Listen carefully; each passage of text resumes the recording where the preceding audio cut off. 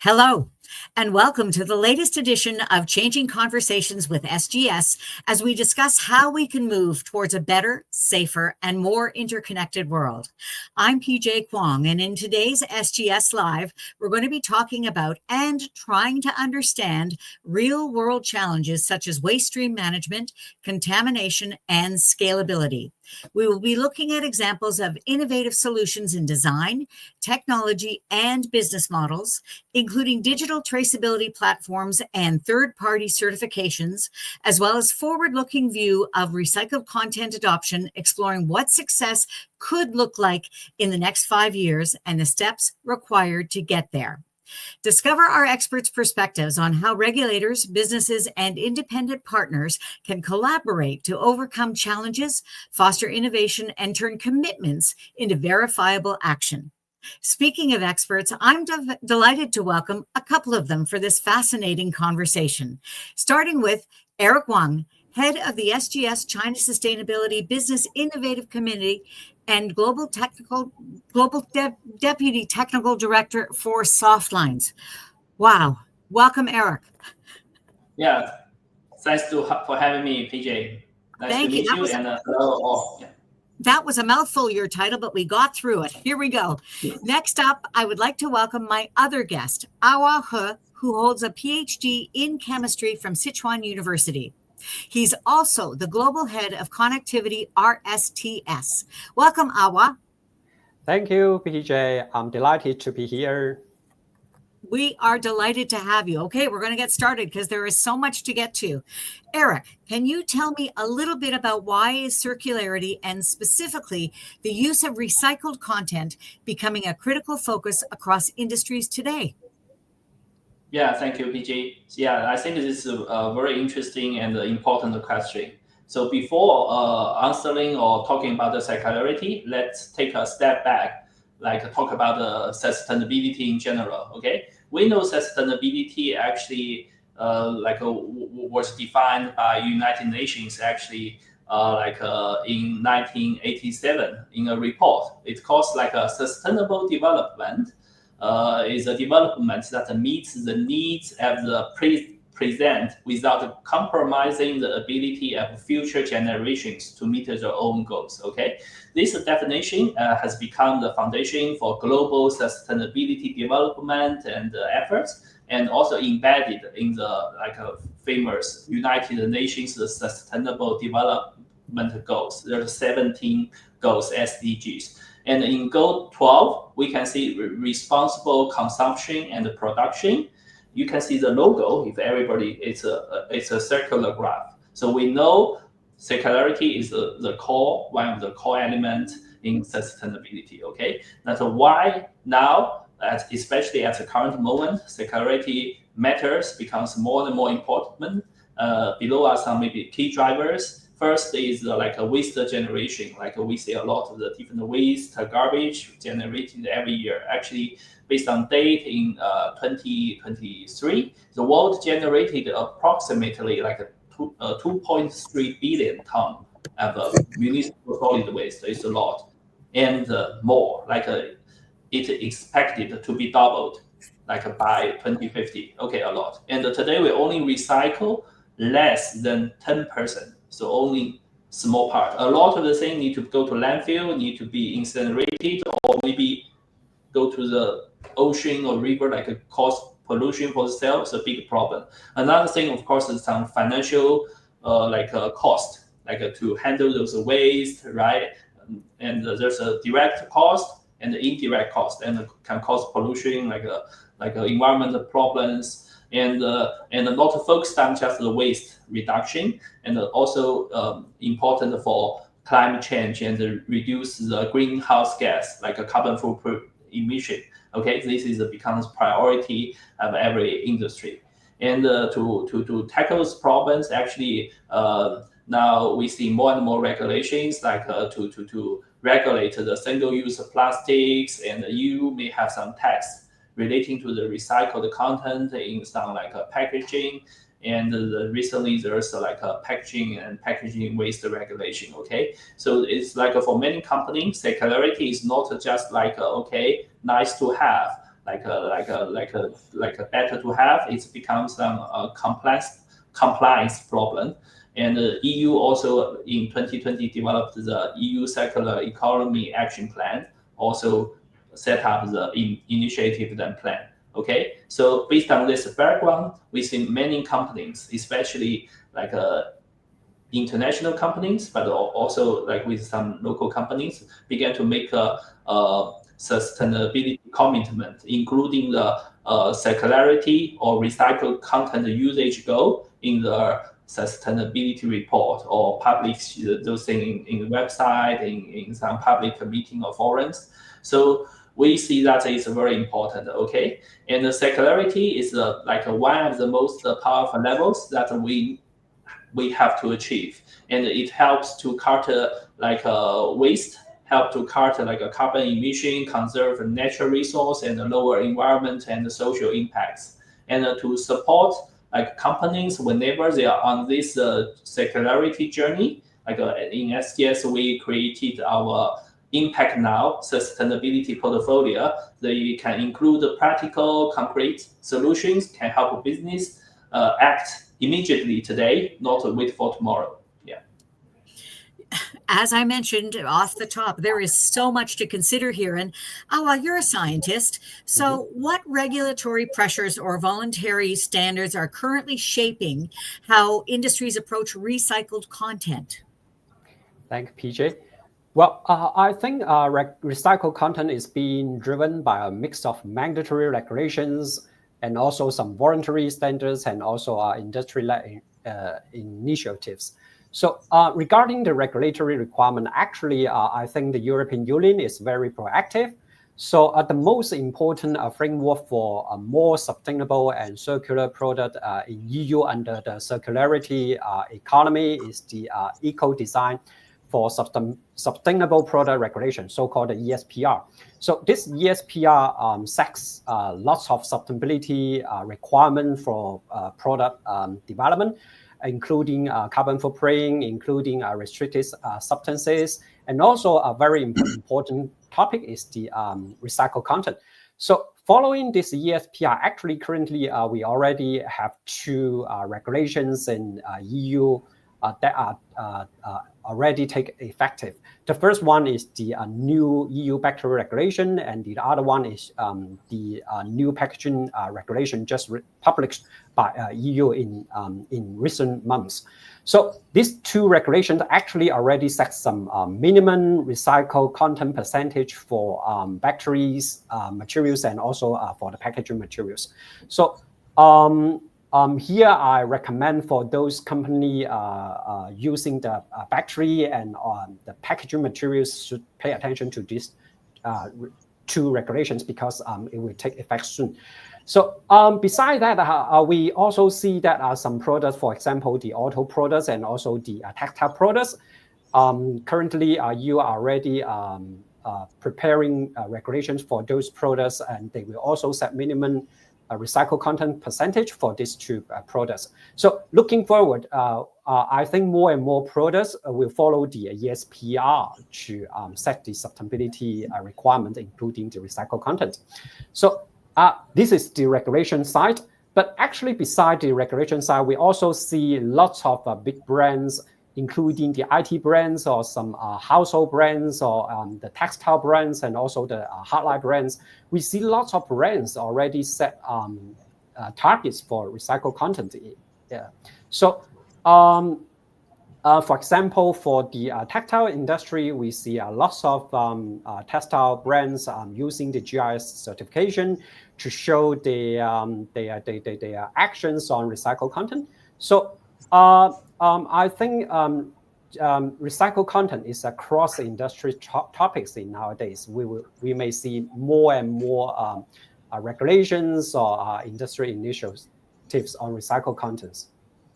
Do you know what? It is something that is on everybody's lips, that's for sure. This is a very timely discussion. So, Eric, how do you see independent verification and certification helping businesses navigate the complexity of these regulations? Yeah. I just following Alva. For example, I use textile or fashion, sport, outdoor as an example. Like for example, I'm wearing a T-shirt. If it's containing some like a recycled polyester, how like as a consumer or as like a brand know it's really recycled polyester or like the percentage, right? 100% or 80%.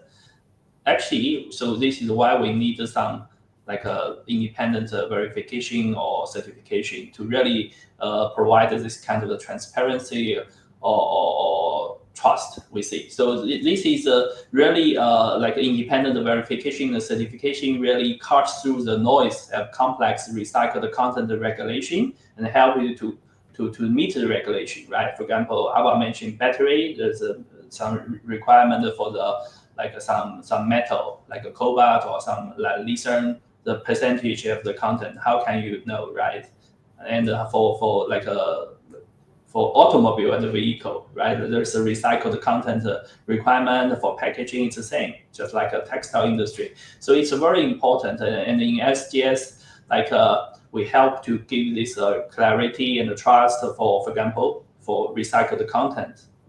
Like verification provide proof that the recycled content claim are accurate, and the certification then turns this proof into a globally recognized evidence, or we could passport, something they can take to show regulators, customers, and partners, and to build the confidence, right? So SGS actually, in short, right, we can help to transform those compliance requirements into confidence, and from confidence into competitive advantage. Help our clients to demonstrate this transparency and the compliance of the supply chain. So actually, SGS we have a motto, right? When you need to be sure, it stands for high level of trust, for quality, for safety, and the sustainability. And also here today we talk about the circularity. Yeah. Well, it's so that we're not just making things up. It's not, when you have independent verification, as you say, when you need to be sure, you can't all of a sudden say, hey, you know what, I think it's okay. You need somebody to actually say what the content is. I think that's great. So Awa, I'm going to come over to you with a term that everybody's using today, and that is greenwashing. And it's a concern in sustainability claims for sure. So how important is independent validation to ensure credibility with consumers and regulators?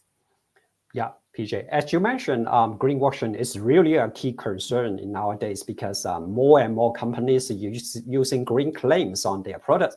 So I also see lots of reports on greenwashing. Actually, such reports damage the brand image and also damage the consumer trust for those brands.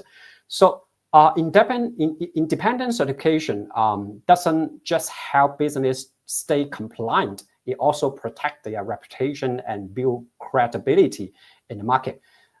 Just like SGS, we provide some independent verification and also independent certification to help the client to verify their green claim. So these claims can really help them to build up their market trust, because these claims are validated by experts' opinion. And also we will have some formal statement to help them to claim how to clearly claim their green or environmental requirements. So on one hand, this claim can build consumer trust and also enhance investor confidence. And on the other hand, I think this independent validation can also verify the regulation compliance and reduce the legal risks. So in addition, I also think the verified claims differentiate brands in a crowded market, as I mentioned just now, because currently you can see lots of green claims in the market.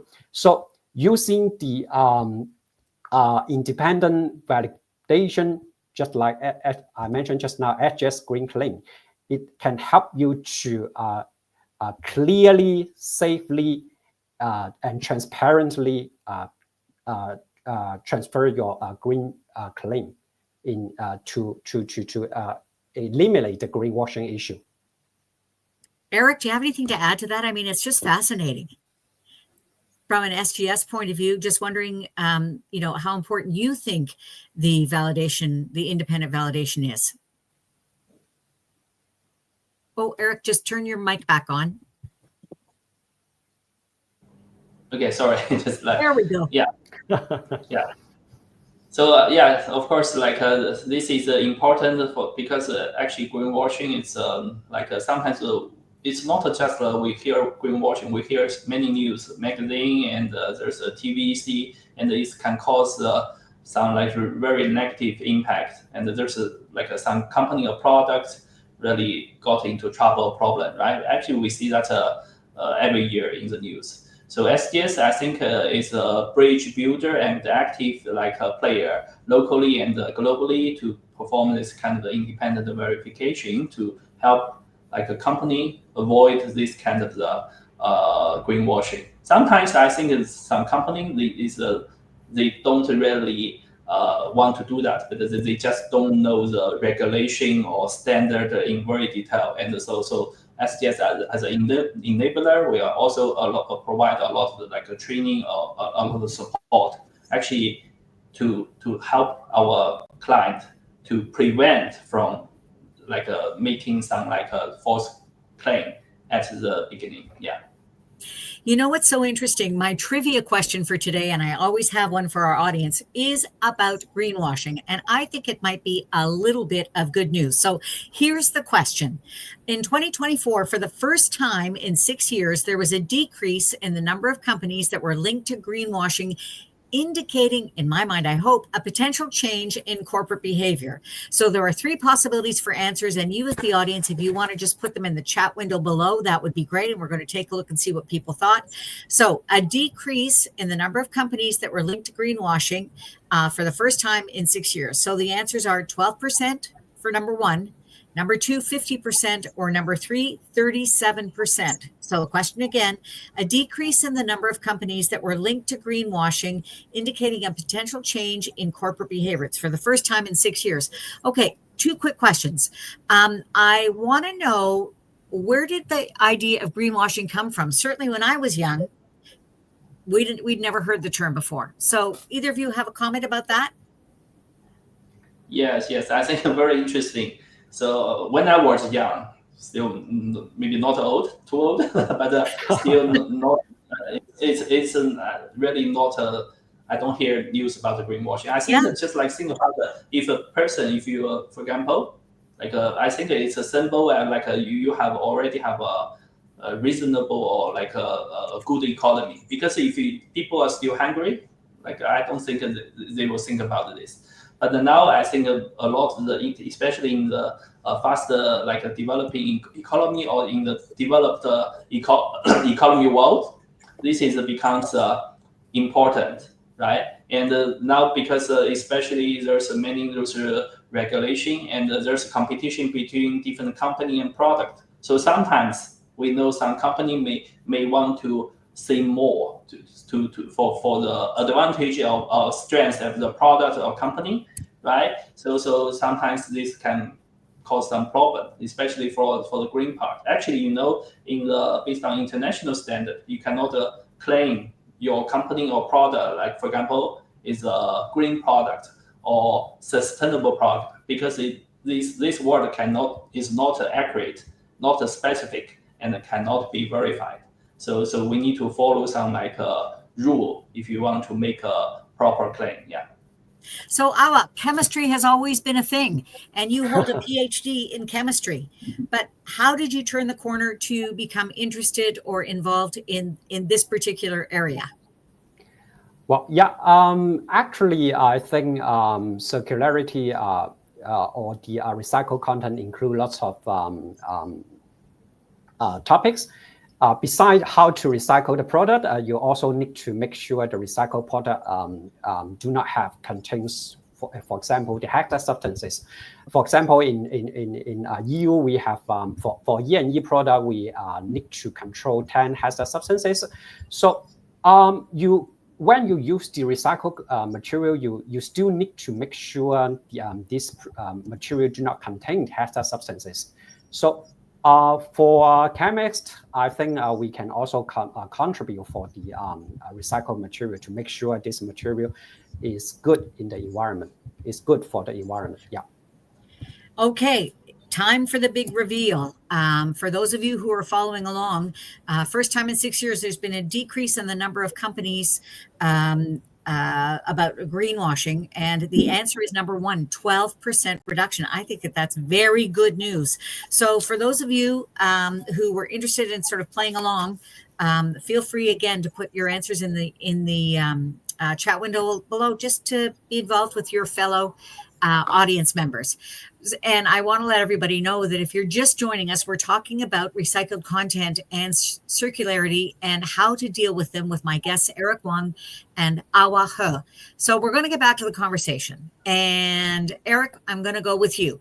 What role does transparency and traceability across the entire supply chain play in meeting both compliance requirements and stakeholder expectations? Big question.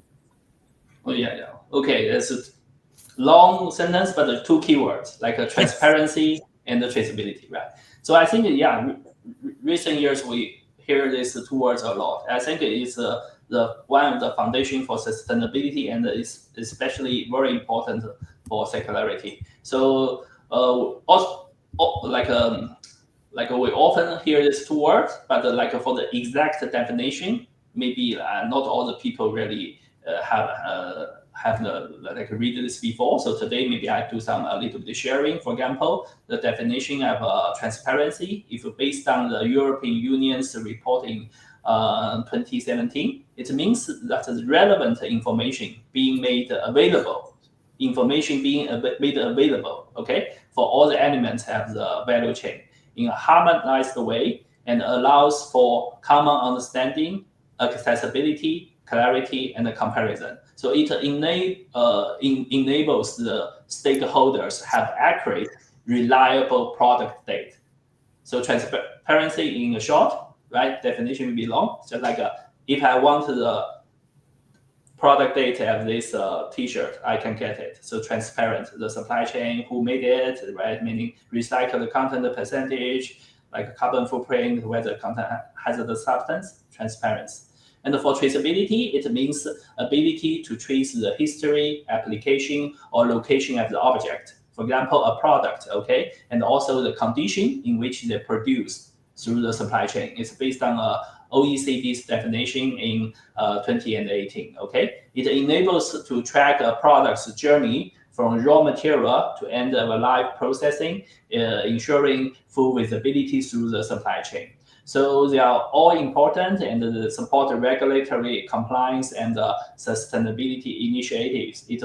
They foster consumer trust, because as a consumer, if I know the transparency and traceability of the products I buy, actually I like the product or brand more, okay? So SGS as a global organization with many active local affiliates, we provide both global solution and a local wisdom.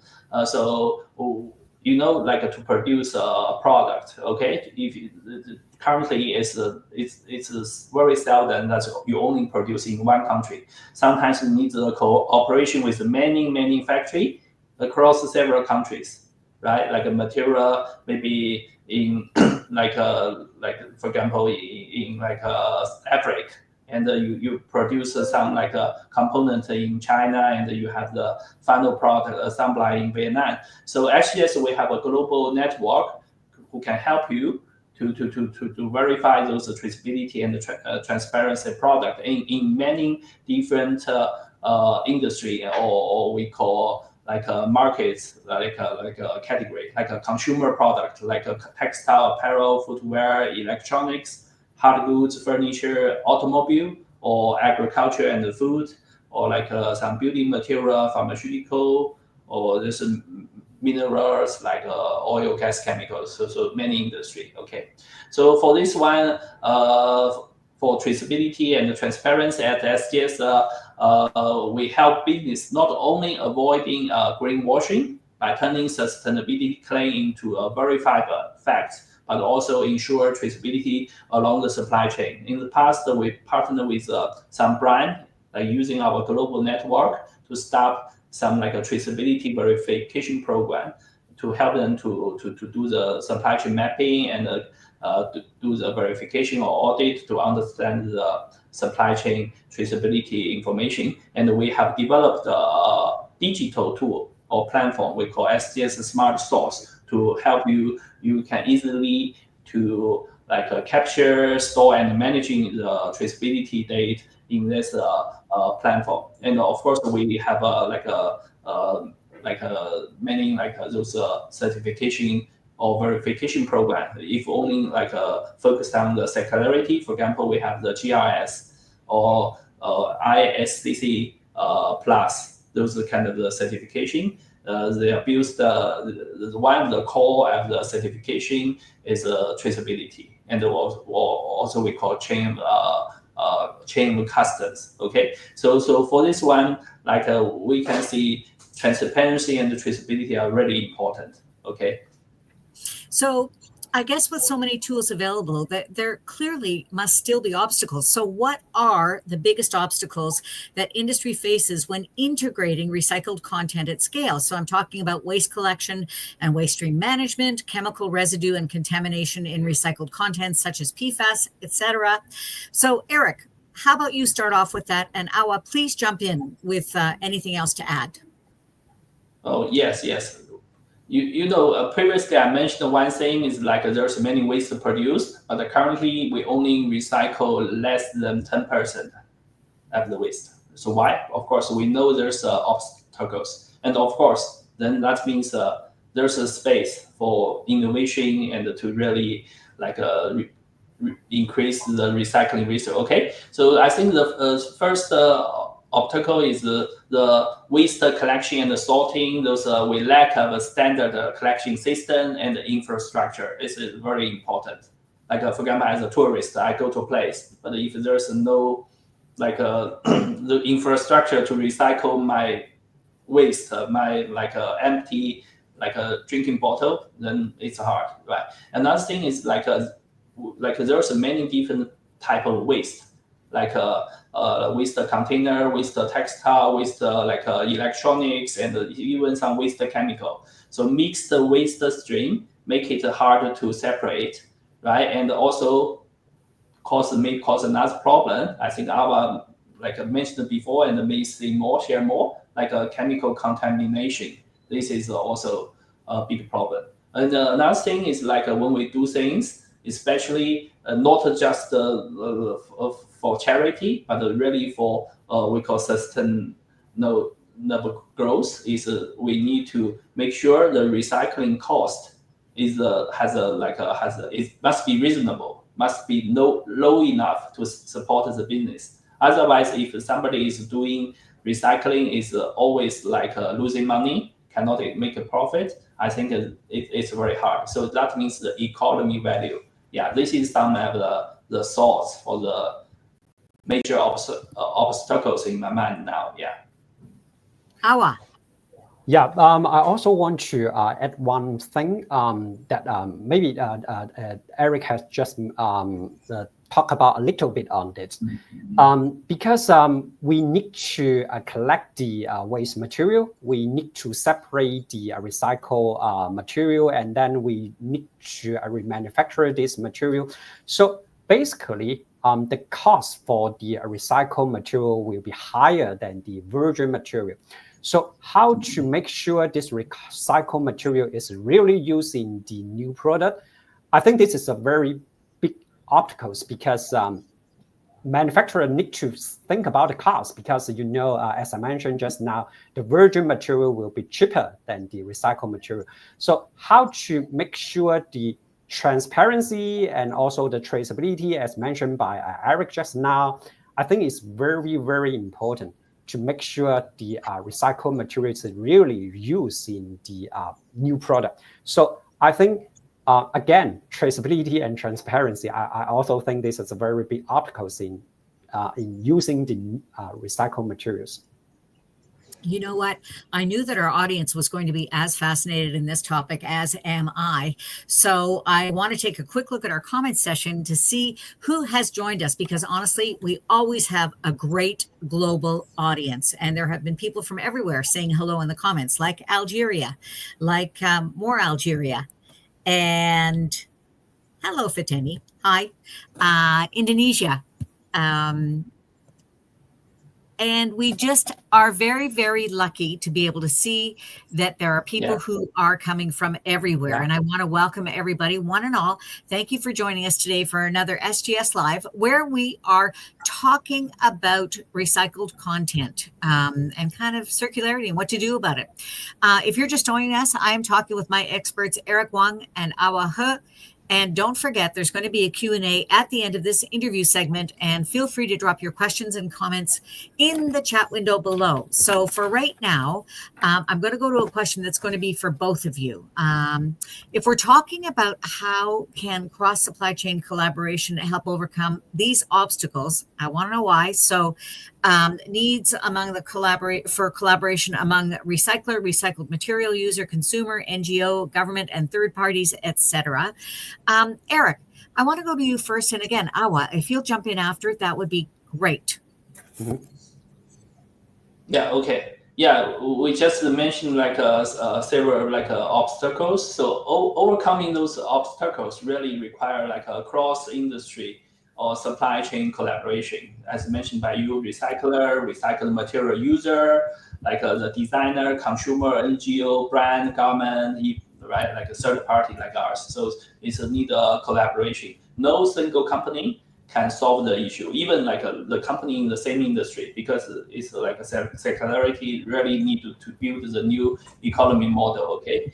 And that's why stakeholder engagement is critical, and bringing together like all those regulator, manufacturer, recycler, brands, NGO, as I just mentioned, okay? And by working with stakeholders across different industry, like we can help to define how recycled content is measured, how to verify them, and how to make like a proper communication or claim to the public or to the world. And that collective effort is what will give business the clarity and the confidence to integrate recycled content at scale, and do it in a way that can be trusted worldwide. Okay, so at SGS we are actively contributing to this through some initiatives like a global circularity protocol. Maybe some of the audience, you have heard about this protocol before, right? There's like a carbon emission Kyoto protocol or something, but this is also a global circularity protocol.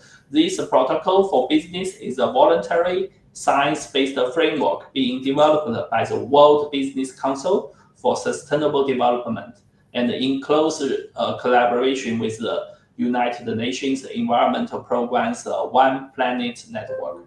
It is designed to unify how companies across industries measure, report, target, and disclose process on circularity and emission reduction and resource efficiency with consistent, comparable metrics that both business and the policymaker can use. So as SGS, we are proud to actively contribute to this program, this global circularity protocol, and be part of the launch, like at the COP30 in this November. It's a game changer for business, governments, and investors looking for scalable and science-driven actions. Yeah, thank you. Awa. Yeah. As mentioned by Eric just now, I think a line standard or some line protocol is very important to make sure all the industry or even for the NGO using the same industry to evaluate the recycled content or circularity economy. And actually, SGS is very active in this field, both in EU or also in other countries. Actually, we are very active to help the industry to develop these protocols or standards. Besides, I think we should also consider about the engagement of consumers. I think consumer is very important to in this field because as we mentioned just now, greenwashing is a key concern. So if consumer can also join this program to encourage the industry to use some green claims issued by the third party or some other affairs, for example, like the SGS Green Marks, I think this can also encourage the industry to tackle these problems. So And of course, as you mentioned just now, I'm a chemist. I think the industry cooperation is very also important because how to develop the recycle method. For example, currently we have 2 ways to recycle the materials, including the physical way and also the chemical way. So the industry cooperation to develop some new or innovation method to recycle the material is also very important. So this is some of our input additional to Eric's comment. Okay, well, you know what? We're just about to start our Q&A. And Eric, I have a question for you. I'd like you to tell me a little bit more about innovations and solutions, whether in design, technology, or business models. What are they that are enabling greater use of recycled content? You know, design phase, products testing, digital traceability, and etc. And don't forget, for people who want to be in on our Q&A, make sure you leave your question in the chat window below. Okay, Eric, go. Yes. Yeah, thank you, PJ. Yeah, I really like this question. You see, innovation, you see my title is linked to innovation. So I like this. I think innovation changes a lot of things, but for circularity, for me, I think one important question or like problem we need to tackle is to use innovation to transform from the current we call linear model to a new circular model. Okay, I think at the current stage, most of our business model is still linear. Linear means a line, right? It's just like it follows like you take, you make, and you dispose, right? No recycling. This is the majority of the current business models. Currently, we see now more and more we call circular model. So circular model focus on what we call reduce, reuse, and recycling, right?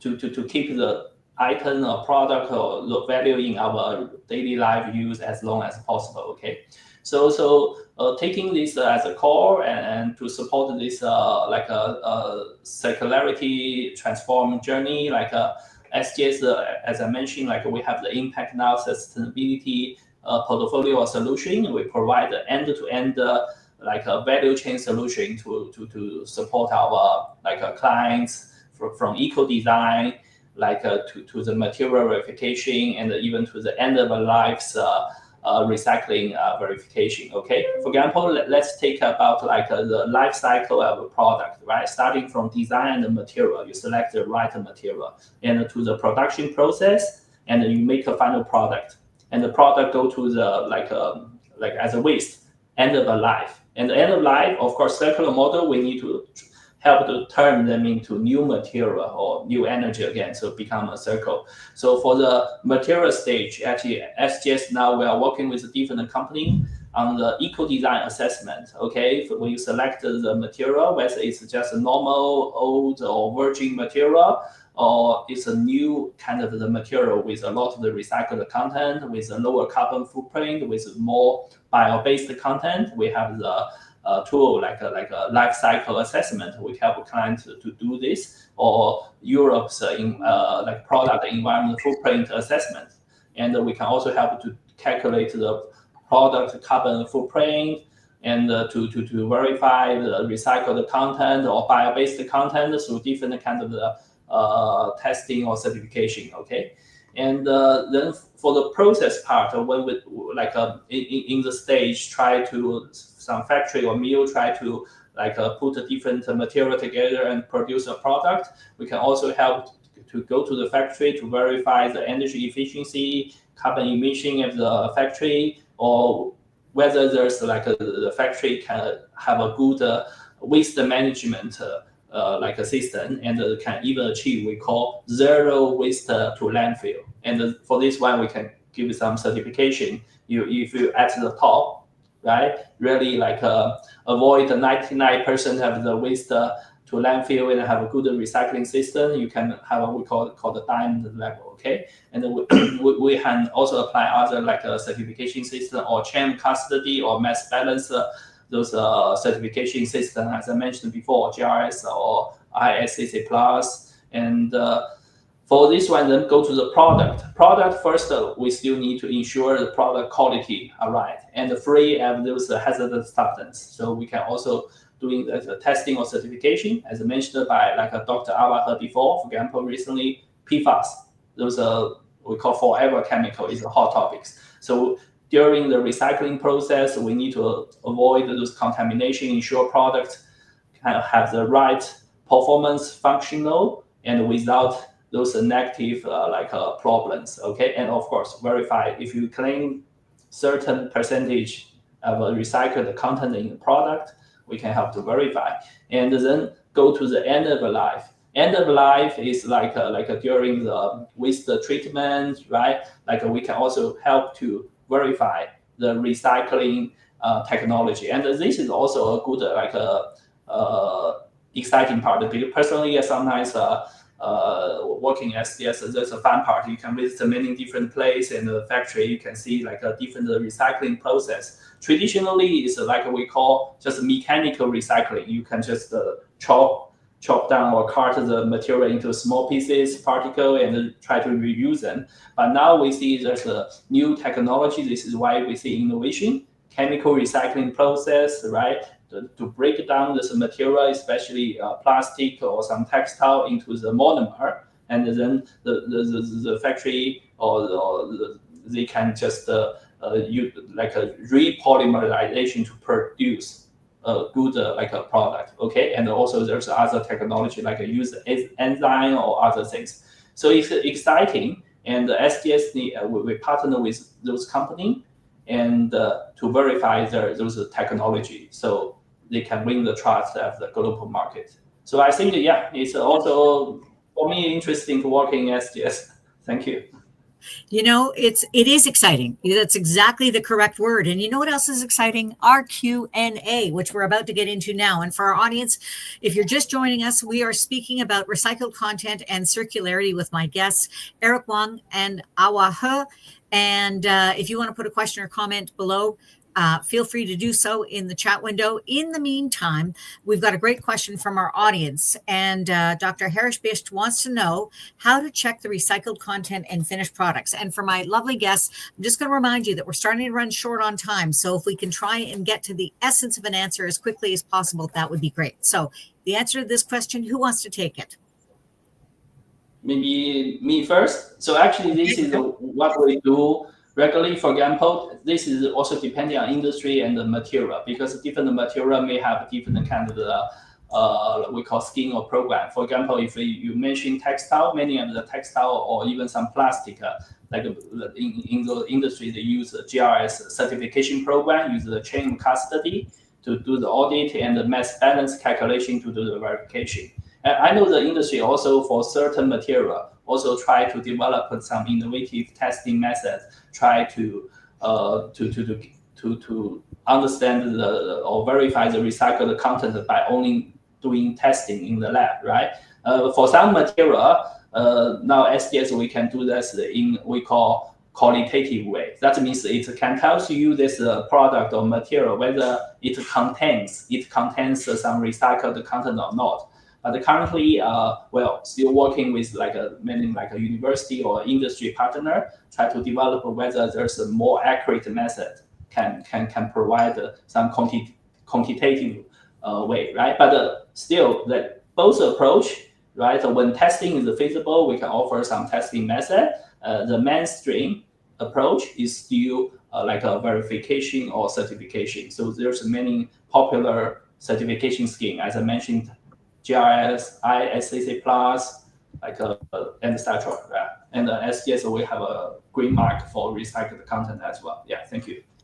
Awa, I'm going to put you on the spot with our next audience question. Are current recycling infrastructures capable of meeting future circular economy targets? Thank you for that question, Hitesh. Yeah, thank you for this question. I think actually previously already there are some infrastructures meet the requirement. For example, the EU previously or currently they have VWEE directive. So this directive already set the some requirement for the waste E&E products, how to collect the waste products, and set a minimum collection weight. rate of the waste. How to calculate the set the minimum recycling rate of the waste E&E product.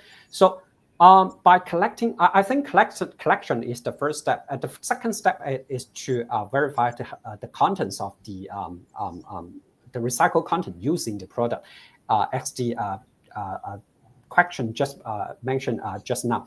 So combine these. The first step is to collection, and the second step is to verify the contents. I think with these two steps, I think we can meet the future circular economy on the recycled materials. Of course, beside that, we still need to think about the properties of the material, and also the hazardous substance or the safety of the material, as we mentioned, as we talked about just now. Because even for the new recycled material, you still need to comply with the product regulations or requirements. But of course, for the future circular economy, actually, I think take an example of the EU requirement, they will set different regulation for different products. So I can only say currently we have some solution or some solution to tackle the recycled material, but based on the regulation compliance, we still need to refer to the details of the regulation or the requirement of the regulation. But for currently, only the factory regulation or the packaging regulations are available. But for other products, we still need to wait the release of the new regulation to see if we can fulfill the circular economy targets of those products. Yeah. Oh, okay, got to ask you, gentlemen, since we are just about out of time, if you were to give me one thing and one thing only that would signal a success in recycled content adoption in the next 5 years, what would that one thing be? Eric, go. For this one, I think this is maybe for my side, there's several things. I think the first maybe just you need to develop your own sustainability goal or circularity goal. That is important because like if you no goal, no direction, right? And especially you need to have a very specific target. For example, you can play it as simple, like, okay, I need to use 50% of recycled content or material in 2030 or something like this. Some company maybe make like in 2030 they will use 100% of only recycled material. Of course, different industry may be different, so you need to really not make broad some claim that you cannot achieve. But this is the first step. Then you need to have the cross supply chain collaboration. As I mentioned, it's very important. No one can achieve this one. As I mentioned, Ava for the previous question, I think it's just to really achieve the future circularity goal, right? Just need a different new technology in innovation. And currently we see in certain industry, as mentioned by Ava, maybe we see better infrastructure, but in some other industry, maybe less, right? So there's a lot of opportunity, and we can do some start with small or some pilot project first, okay? Then of course you need to build a good circular model. So you need to integrate verification and some certification program, just the same for quality, for performance, and also for the recycled content verification or other sustainability claim. Okay, and you need to review and improve regularly, right? Because you set a target and you review, and even you review. Okay, I want to achieve this target, but the current technology maybe cannot support. So maybe you need to do some investment, or even partner with some startup for the development of the new technology. Because we see some bigger international brand, especially because they think some current status or infrastructure or technology cannot support the goal. So they partner with different those startup and began to do the investment. So we see those new technologies sometimes reported in some like news, right? Like every year. So yeah, just like things. Sadly, I think like a PD say, you need to plan and then do and check and act again. So yeah, follow the simple like a circle. Yeah, but eventually, I think if we have the goal, we can achieve. Even with all of those parts, you make it sound simple, Eric, but I know it's very complex. Awa, one thing that will make you believe that we are on the right track in the next 5 years. Well, if just one thing, I think is cooperation for me. Okay. I think cooperation is very important. This topic we have mentioned several times during our previous discussion. So cooperation means through the supply chain and also among the industry, because you need to make sure the cooperation through your whole supply chain to make sure the transparency and also the traceability, and also the cooperation among the industry to see new technology for the recycle technology to make and also the new technology to identify the recycled content. So if just talk about one thing, I think cooperation is very important. Love that. You know what? We have run out of time, but I am so glad that our audience has been able to join us today and be part of this interesting and informative SGS Live on our Changing Conversation session. We've been talking about recycled content and circularity, and I want to thank you, my guests, Eric Wang and Awa He, for joining me. Don't forget, for our audience, if you want to know more, leave your comments and questions in the chat window below, and someone will get to you. You can also visit our website at sgs.com. I want to thank you for joining us. I'm PJ Kwong. Thanks for watching. Bye for now.